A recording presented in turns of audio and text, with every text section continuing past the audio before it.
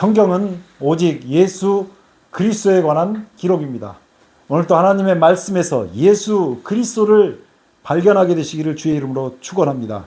요한복음 5장 39절에 있는 말씀을 보겠습니다. 너희가 성경에서 영생을 얻는 줄 생각하고 성경을 상고하거니와 이 성경이 곧 내게 대하여 증거하는 것이로다. 아멘. 성경은 누구에 대해서 증거합니까? 예수님에 대해서 증거합니다. 성경은 예수님에 대해서 증거해요. 요한계시록 14장 6절에 보면 또 보니 다른 천사가 공중에 날아가는데 땅에 거하는 자들, 우리가 성경 읽을 때 이런 걸 잘 봐야 돼요. 땅에 거하는 자들이 누구냐면 여러 나라와 족속과 방언과 백성, 이게 땅에 거하는 자들이라는 뜻이죠. 성경은 같은 단어를 계속 반복했어요. 근데 거기에 전할 뭘 가졌다고요? 영원한 복음을 가졌다고 그래요. 복음 그러면 알기 쉬운데 영원한 복음이라 그러니까 뭔가 특별한 것이 있을 것처럼 보인다 이 말이에요. 그래서 자꾸 이상한 해석을 갖다 붙이는데 오늘 말씀을 들어가면서 영원한 복음이 무엇인지 먼저 생각해 보려고 해요. 영원한 복음. 그러면 먼저 뭘부터 알아야 돼요? 복음부터 알아야 되겠죠. 그 영원한 복음은 또 도대체 뭘까? 이걸 생각해 봐야 돼요. 사도행전 26장 22절로 23절에 보면 사도 바울이 자기 일평생 자기가 해왔던 것에 대해서 간증하는 이야기가 이게 등장을 해요. 하나님의 도우심을 받아 내가 오늘까지 서서 높고 낮은 사람들, 이 사람 누구예요? 여러 나라와 족속과 방언, 높고 낮은 사람들 앞에서 증거한 것은 여기에다가 전했다고 그러잖아요. 이게 증거했다고 하는 거거든요. 근데 그게 뭐냐면 선지자와 모세가 반드시 되리라고 말한 것, 이것만 얘기를 했대요. 밖에 없으니 그 외에는 없다 이 말이에요. 그러면 사도 바울이 전한 복음은 여기 있다고 하는 거죠. 어디예요? 선지자와 모세가 뭐예요? 구약성경이잖아요. 구약성경에 있는 것만 얘기를 했대요. 구약성경에. 성경 읽으면서 이렇게 봐야 되는 거예요. 곧 그리스도가 고난을 받으실 것과 죽은 자 가운데서 먼저 다시 살아나사, 여기 십자가고 죽은 자가 십자가고 다시 살아나신다고 하는 것이 부활이에요. 부활. 자, 십자가와 부활을 통해서 이스라엘과 이방인에게, 이스라엘에게도 이방인에게도, 이게 다 무슨 말이에요? 여러 나라 족속과 방언과 백성, 그 땅에 거하는 사람들에게 뭘 했느냐? 그 빛을 선전했다. 뭐가 빛이요? 십자가와 부활이 빛으로 선전을 했다. 이런 말이에요. 뭐 굳이 이렇게까지 설명 안 해도 알 것 같은데요. 그런데도 굳이 설명을 하고 있습니다. 복음을 알려고 해요. 로마서를 지금 공부하고 있는 중에 이 문제를 얘기를 해야 되기 때문에 그래서 얘기를 하는 것입니다. 복음은 하나님이 선지자들로 똑같이 나오죠. 선지자들로 구약 성경에 말미암아 그의 누구에 대해서요? 아들에 관하여 성경에 미리 약속하신 것이라. 자, 이 복음은 모든 믿는 자에게, 땅에 거하는 자들이죠. 땅에 거하는 자들 중에 들어가지고 믿게 되면 구원을 주시는 하나님의 능력이 된다고 얘기하는 거예요. 제가 다른 말을 섞을 수가 없어요. 그러면 이제 여기서부터는 뭘 보려고 하는 거냐면, 그러면 영원한 복음은 뭘까? 자, 복음은 십자가하고 뭐였어요? 네, 부활. 십자가와 부활이 복음이었어요. 우리는 이런 것을 놓치고 살면 안 돼요. 십자가와 부활이 복음이었으면 십자가와 부활에다 뭔가 더해서 영원한 복음이 될 거 아니에요. 이해가 되시나요? 자, 그러면 봐요. 히브리서 9장인데 오직 자기의 피로 영원한 속죄, 요 속죄라는 게 요건 십자가하고 부활, 영원한 속죄를 요건 십자가 부활이에요. 그러니까 예수님께서 십자가에 달려 죽으시는 것을 갖다가 영원한 속죄를 이루시고 단번에 어디에 들어가셨다고요? 요 성소에 들어갔다. 요 문제 오늘 하려고 하는 거예요. 그러면서 하물며 영원하신 성령으로 또 이 속죄가 뭘로 됐다고 하냐면 영원하신 성령으로 말미암아서 됐다고 얘기하는 거예요. 흠없는 자기를 하나님께 드린 그리스도의 뭐가요? 피가, 요것도 역시 십자가죠. 십자가에서 흘린 피니까. 어찌 너희 양심으로 죽은 행실에서 깨끗하게 하고 살아계신 하나님을 섬기게 못하겠느냐. 딱 질문이 나왔는데, 자, 여기 이쯤 되면 영원한 복음이 뭐라는 감이 오죠. 영원한 복음은 우리가 알던 복음을 앞에 뭐만 붙여서, 그렇지, 영원한 이름, 영원만 붙여가지고 복음이라고 얘기한 거예요. 이해가 되시나요? 그리스도는 죄를 위하여 한 영원한 제사를 드리시고. 뭘 드렸어요? 영원한 제사. 그러니까 십자가는 무슨 제사였다? 영원한 제사였다고. 와, 이렇게 간단하게 끝날 일인가요? 그런데 맞아요. 저가 히브리서 10장 얘기죠. 한 제물로 거룩하게 된 자들을 영원히 온전케 하시고. 자, 포인트가 자꾸 옮겨가죠. 제사가 포인트가 됐다가 그리스도의 피가 또 포인트가 됐다가 그러면은 그 믿는 사람들이 어떻게 온전케 된다고요? 영원히. 이 문제는 지난번에 했던 것과 같이 이해를 해야 돼요. 사람이 예수를 믿으면 다시는 타락할 수가 없어요? 타락할 수도 있어요. 그런데 언제 타락하지 않는 영원히 온전케 되는 일은 언제 경험합니까? 주님이 오셔가지고 우리가 공중에서 주를 영접하게 될 때 호련히 변화하겠다 그래요. 그때는 이제 영원히 온전케 되는데 조금 전에는 이 제물이 영원한 제사가 영원하신 성령이 영원에 대한 주제가들이 조금씩 바뀌고 있어요. 양의 큰 목자이신 우리 주 예수를 영원한 언약의 피로 그러니까 언약이 또 이번엔 영원해요.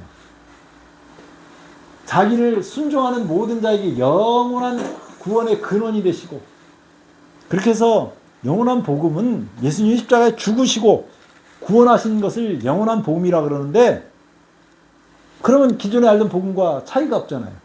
근데 왜 마지막 계시록 14장에는 왜 영원한 복음이라고 붙였을까? 이제 그때가 지나고 나면 모든 사람이 이 땅에서 죄가 다 끝나고 영원한 시대를 시작할 것이기 때문에 영원한 시대가 시작될 것이기 때문에 영원한 복음이라고 했던 것 같아요. 히브리서 9장 15절 이를 인하여 그는 새 언약의 충분히 이는 첫 언약 때의 범한죄를 속하려고 추구사 부르심을 입은 자들로 하여금 영원한 기업의 약속을 얻게 하셨다. 영원한 언약 쭉 얘기하면서 여기는 영원한 기업의 약속은 어디 있어요? 우리의 영원한 기업의 약속. 어디 있어요? 땅에 있어요? 아니요, 하늘에 있어요. 이 사람들은 다 하늘에 있는 것들을 바라봤다고 히브리서에 나오고 있어요. 자, 영원한 복음을 이렇게 정의해 보겠습니다. 예수님이 십자가에서 제사를 드리시어 그 피로 속죄를 이루시고 부활하여 하늘 성소에 들어가시어 사람을 온전케 하시려 기업의 약속으로 받게 하셨다. 뭐가 많이 빠졌어요. 예수님이 십자가에서 영원한 제사를 드리시고 여기 영원한 제사를 드리시고 그 피로 영원한 속죄를 이루시고 부활하여 하늘 성소에 들어가시고 사람을 영원히 온전케 하시어 영원한 기업을 약속으로 받게 하셨다. 아이고 어렵죠? 복잡하죠? 오히려 많이 복잡한 것 같죠? 여러분들이 알고 있는 그 복음을 영원한 복음이라고 생각하시면 돼요. 자, 제목 단번에 죄를 해결하셨다. 여러 번이 아니고. 이거 굉장히 중요한 멘트예요. 저는 오늘 말씀을 준비하면서 히브리서를 몇 번 읽었는지 몰라요. 오늘은 로마서 6장에 있는 말씀 지난번에 끝까지 다 봤는데 6장 10절에 그의 죽으심은 죄에 대하여 단번에 죽으시며 죄에 대해서 단번에 죽으셨다. 죄를 단번에 해결하셨다고 하는 말씀인데 히브리서 7장에 보면 멜기세덱 얘기가 나옵니다. 우리 옆집에 있는 세덱 얘기 아니고요. 이름이 멜기세덱인데 그 사람이 살렘 왕이었어요. 이 살렘 왕이었던 멜기세덱이 아브라함이 조카 롯을 구해갖고 돌아올 때 떡과 포도주를 가지고 나와서 영접했던 사람이에요. 그랬더니 아브라함이 그 살렘 왕 멜기세덱에게 11조를 줬단 말이에요. 그 얘기를 언급하면서 예수님이 멜기세덱의 반차를 쫓아서 대제사장이 되었다. 그렇게 얘기하면서 예수는 영원히 계심으로 그 제사 직분도 갈리지 아니하고 그러므로 자기를 힘입어 하나님께 나아가는 자들을 온전히 구원하실 수 있으니 예수님의 능력은 당연해요. 예수님의 이 능력은 뭘로 했다고요? 십자가에서 흘리신 피로 했다고요. 이는 그가 항상 살아서 저희를 위하여 간구하시니라. 이러한 대제사장은 우리에게 합당하니 거룩하고 악이 없고 더러움이 없고 죄인에게서 떠나 계시고 하늘보다 높이 되신 자라. 저가 저 대제사장들이 먼저 자기 죄를 위하고 구약시대의 대제사장들은 사람이었습니까? 아니면 예수님처럼 흠없는 존재였습니까? 사람이었죠. 사람. 죄만 흠 많은 그런 사람들이었어요. 자기 죄를 위해서 속죄를 한 다음에 백성의 죄를 위해서 드렸어요. 근데 왜냐하면 이거는 상징 혹은 비유였어요. 날마다 제사를 드려야 하는데 예수님은 창조주였기 때문에 인류를 구원하신 진짜였기 때문에 이 앞에는 비유였고 상징이었지만 그래서 이렇게 할 필요 없이 단번에 자기를 들여 이루셨다라고 말씀하고 있어요. 단번에. 8장 말씀 매우 중요합니다. 히브리서 8장이 논란거리가 좀 있는데 이것 때문에 하늘의 성소와 지성소가 구별되어 있어가지고 뭐 어찐다 저찐다 하는 얘기들이 있어요. 오늘 말씀을 매우 잘 보시고요. 혹시 방송을 듣는 분 중에 여기에 대해서 성경으로만 반론할 수 있으면 반론 얼마든지 받겠습니다. 토론도 원하면 제가 얼마든지 받을 수 있어요. 왜냐하면 저는 성경 말씀에 목숨을 건 사람입니다. 하나님 말씀은 분명하게 얘기하는 바가 있기 때문에 매우 이게 중요한 거예요. 이제 하는 말이 중요한 것은 여기도 중요하다고 나왔네요.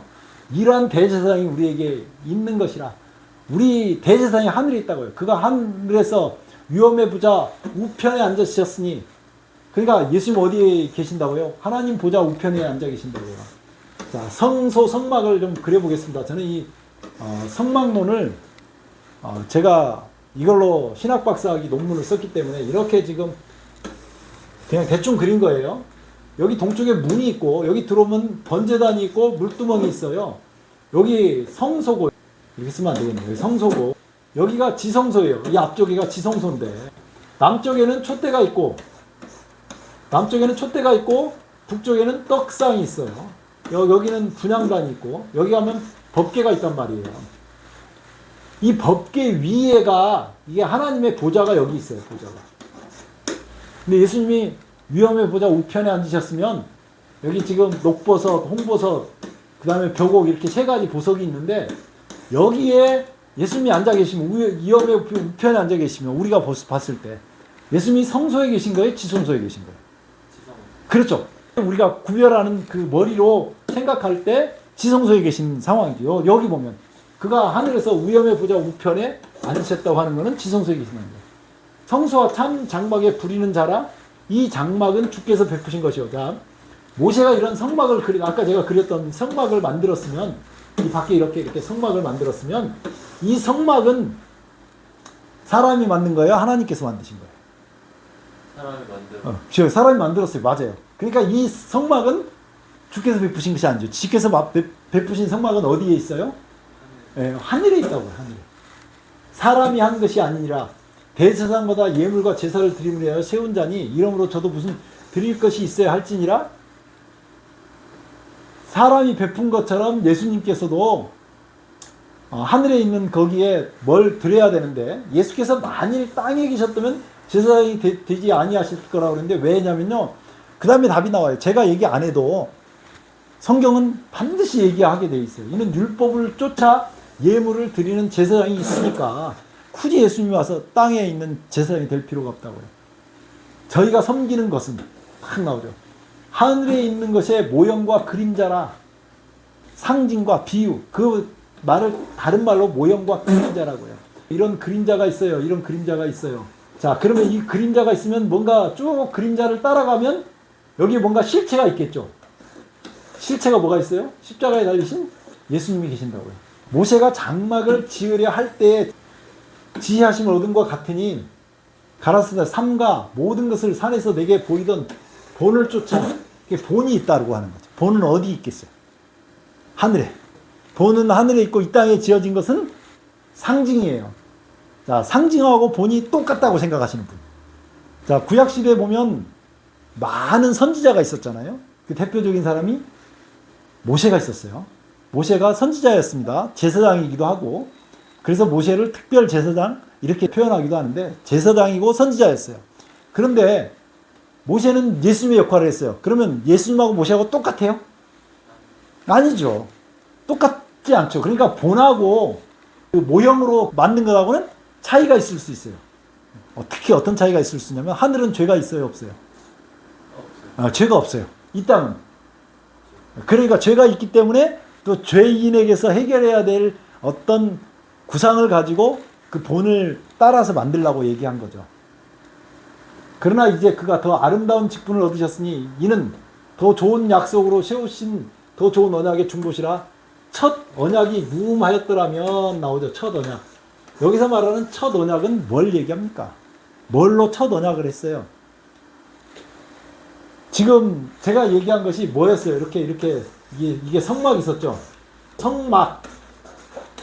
성막에 대한 언약. 여기 와서 양을 잡고 양에게 자기의 죄를 전가시키면 죄를 용서해 준다는 것을 뭐라고 그랬어요? 첫 언약. 성소 제대에 가는 것을 첫 언약이라고 얘기한 거예요.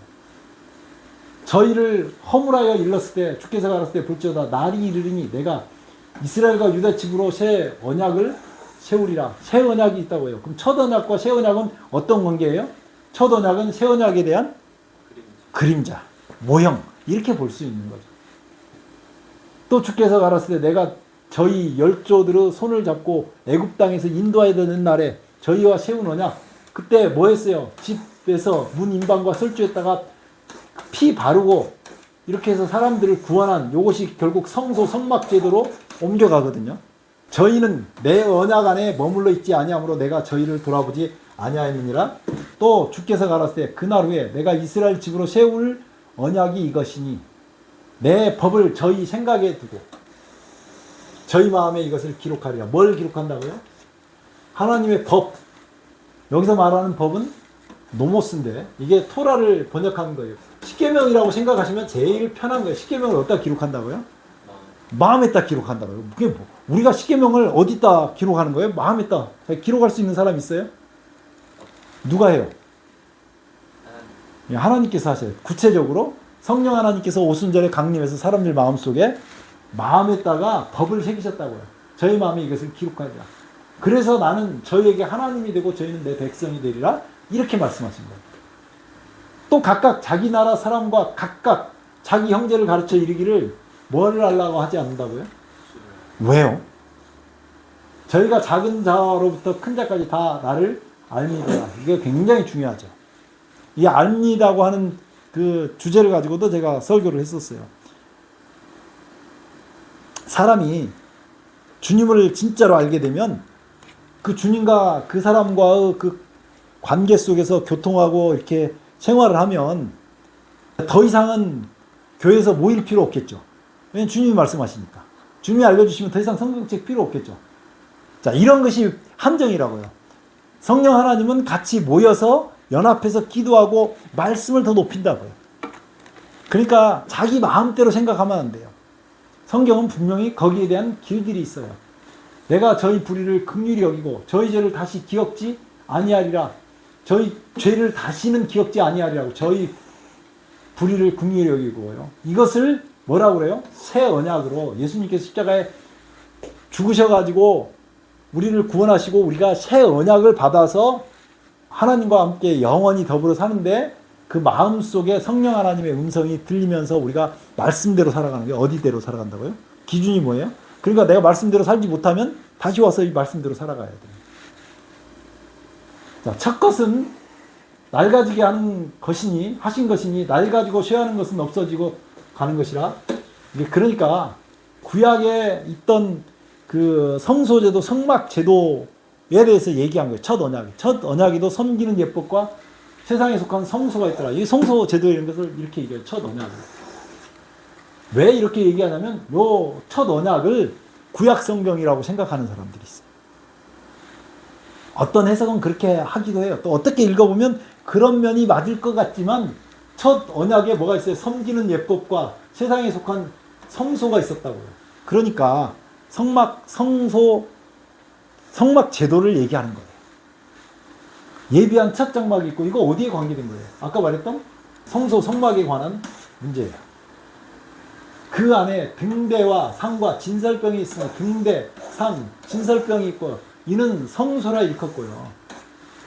둘째 휘장 뒤에 있는 장막을 지성소라고 일컫는데 이 성소하고 봐요. 이게 성소하고 지성소 얘기죠. 지성소.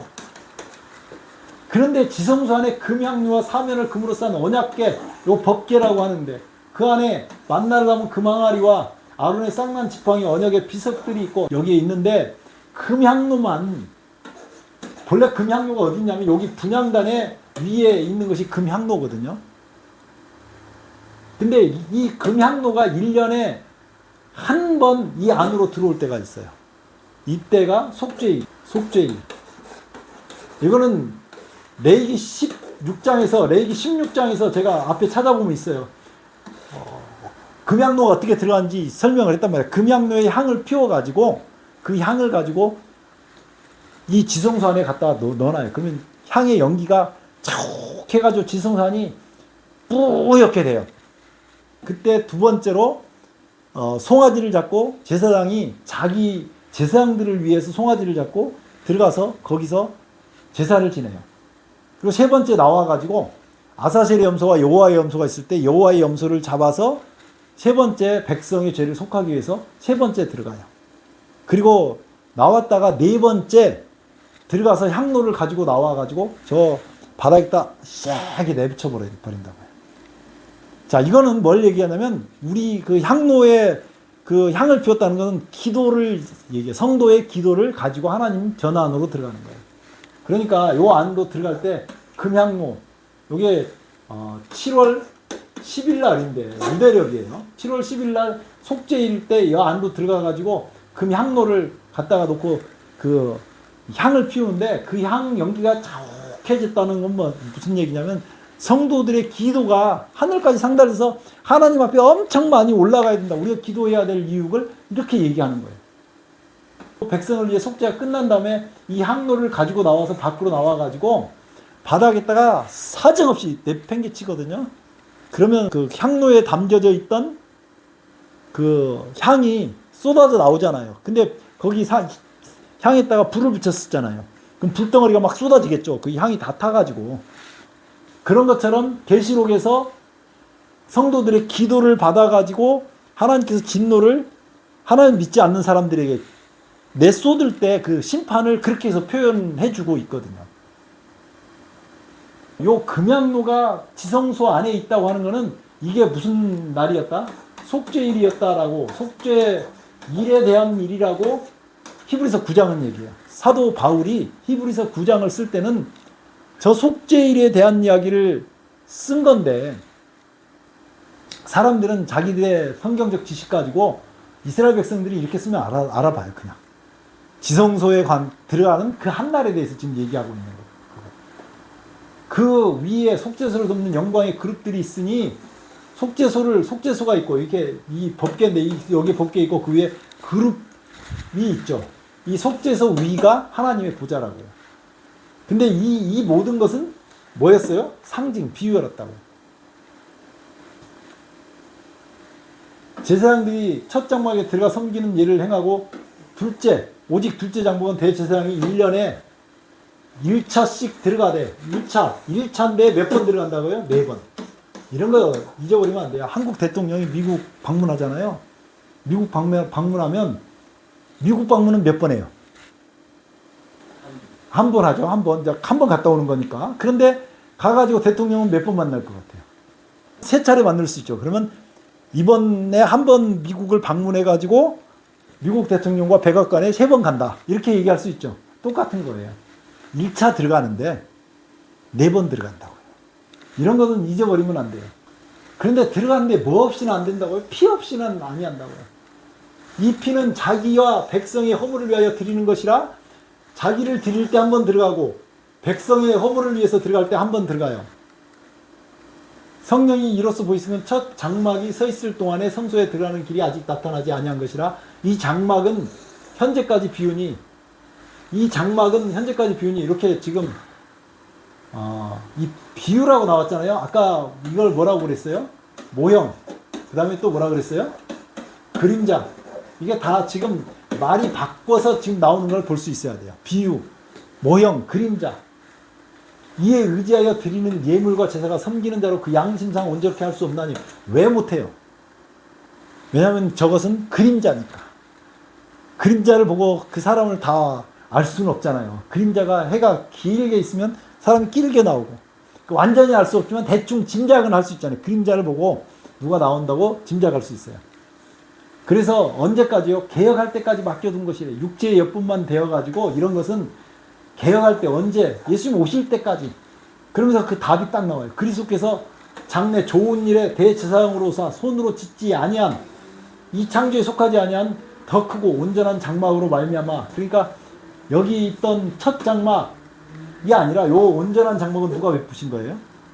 하나님께서, 예수님께서 베푸신 거죠. 염소와 송아지 피로 아니하고 오직 자기 피로 영원한 속죄를 이루서 아까 봤던 말씀이에요. 단번에 성소에 들어가셨느니라. 여기서 말하는 성소는 하늘에 있는 성소라고 치고 하나님 보좌 우편에 앉아 계셨어요. 아까 그렇게 나왔죠. 하나님 보좌 우편에 앉아 계셨어요. 그럼 단번에 성소에 들어가셨다 그러면 성소에 들어가신 거예요? 지성소에 들어가신 거예요? 하나님 앞으로. 하나님 앞으로 들어갔어요. 성소라고 하는 이 말 자체가 하늘에는 성소와 지성소 구별이 있을까요? 없을까요? 없어요. 성소와 지성소 구별이 어디가 있어요? 성소에서 지성소로 간다? 이상한 이론이에요. 그런 건 말이 안 되는 이론이에요.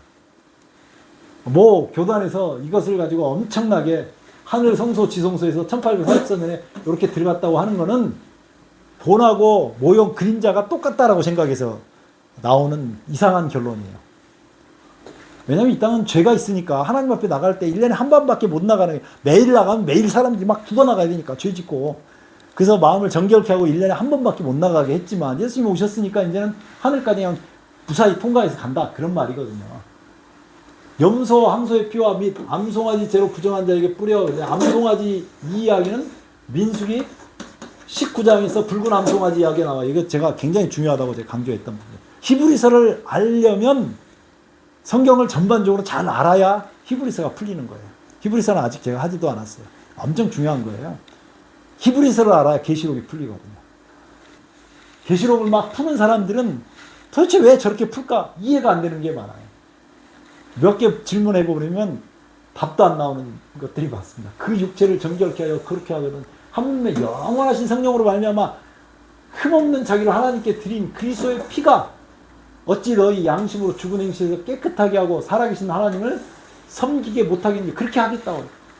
우리는 예수 그리스도의 피로 말미암아 죽은 행실에서 깨끗하게 되고 누구를 섬긴다고요? 하나님을 섬긴다고요. 이게 진짜 섬김이죠. 이를 인하여 그는 새 언약의 중보니 그래서 하늘에 있었다며 하늘에.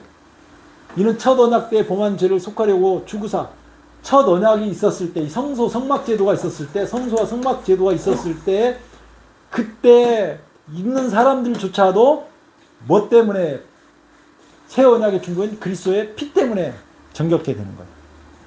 이 염소나 송아지 피, 양의 피로 되는 것은 아니고요. 그래서 영원한 기업의 약속을 얻게 해 주셨다고 말씀하고 있어요. 이러므로 첫 언약도 피 없이 세운 것이 아니니 모세가 율법대로 모든 계명을 온 백성에게 말한 후에 송아지와 염소의 피와 및 물과 붉은 양털과 우수초를 취하여 그 책과 온 백성에게 뿌려 이르되 이는 하나님이 너에게 명하신 언약의 피라. 이 언약의 피라 그랬는데 이것이 진짜라고요? 모형과 그림자. 모형과 그림자라고요. 다른 말로는 비유. 우리가 요즘 잘 쓰는 말로는 상징이었다. 그렇게 얘기하는 거예요. 이와 같이 피로서 장막을 섬기는 일에 쓰는 모든 그릇에 뿌렸느니라. 율법을 치자 거의 모든 물건이 피로서 정결케 되나니 피 흘림이 없은 즉 뭐가 없다고요? 살심이 없다고. 근데 이 모형 가지고는 안 된다고요. 그러므로 하늘에 있는 것들을 모형은 이런 것들로서 정결케 할 필요가 있었으나 하늘에 있는 그것들은 이런 것보다 더 좋은 제물로 할지니라. 이게 무슨 소리예요 이게? 이해가 돼요? 하늘 성소에 죄가 있다 그랬어요? 없다 그랬어요? 없다. 그런데 왜 하늘 성소가 지금 더 좋은 그리스도의 피로 정결케 할 필요가 있었어요? 죄가 어디서 시작됐어요? 사단이 어디서부터 번개처럼 떨어졌습니까? 하늘에서부터. 하나님의 보좌 앞에 섬겼던 그 루스벨이 타락해서 왔기 때문에 하늘에도 죄의 흔적이 있어요. 그래서 하늘에 있는 것들도 정결케 할 필요가 있어요. 하늘에 있는 그것들이 그것들보다 더 좋은 재물로 할지니라. 그리스도께서 승천하셔가지고 모든 죄가 자기 재물을 가져갔기 때문에 모든 것이 다 해결됐다고 얘기하는 것입니다. 그리스도께서 참것의 그림자인 손으로 만든 성소에 들어가지 아니하시고 참것의 그림자라고 했잖아요. 그림자. 여기 안 들어가고 오직 참 하늘에 들어가서 이제 우리를 위하여 하나님 앞에 나타나시고 대제사장이 해마다 다른 것을 피로서 성소에 들어가는 것 같이 자주 자기 죄를 드리려고 아니하실지니. 왜요? 지난번에 이 문제는 좀 했어요. 왜 자주 할 필요가 없었어요? 예, 창조주였기 때문에 내가 뭐 로봇을 하나 만들었다고 쳐봐. 이 로봇가 어떤 사람한테 손해를 입히면 누가 물어줘야 돼요? 만든 사람이 물어줘야죠. 그래서 만들었던 분이 인류가 죄를 짓고 문제가 생기니까 만든 분이 와서 그 모든 것을 물어주고 새로 만들어버린 거예요. 그런 것이 이 창조주였기 때문에 그래서 자주 안 받고 이 문제는 지난번에 제가 한번 했기 때문에 넘어가겠습니다. 단번에 제사를 드려 죄를 어떻게 했다고요? 없앴어요. 이렇게 하늘에 성소가 있고 지성소가 있으면 이 성소에 있다가 죄를 없이 성소가 정결하고 지성소로 들어가면서 죄를 없이 하신 거예요? 아니면 예수님께서 죄를 끌어안고 죄를 다 짊어져서 죄가 대신 그 예수님이 죽어버리니까 죄도 같이 없어진 거예요. 예수님이 죽으시니까 죄가 없어져 버린 거예요.